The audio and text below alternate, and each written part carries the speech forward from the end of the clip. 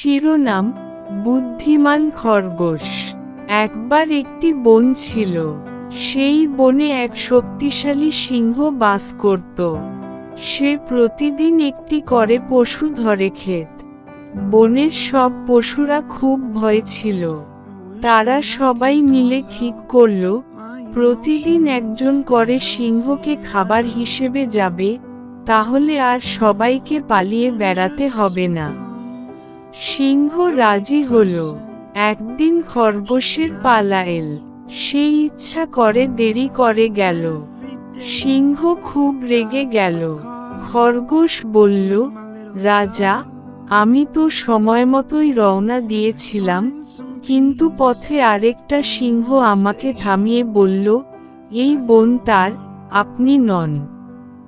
সিংহ হুঙ্কার দিয়ে বলল, চলো, আমাকে দেখাও ওকে। খরগোশ সিংহকে নিয়ে গেল একটা কুয়ার কাছে, বলল, এই কুয়ার ভিতরেই সে আছে। সিংহ কুয়ার পানিতে নিজের প্রতিচ্ছবি দেখে ভাবল ওটাই অন্য সিংহ। সে রাগে ঝাঁপ দিল কুয়াতে, আর কখনো বাইরে এল না। নীতি: বুদ্ধি শক্তির চেয়ে বড়।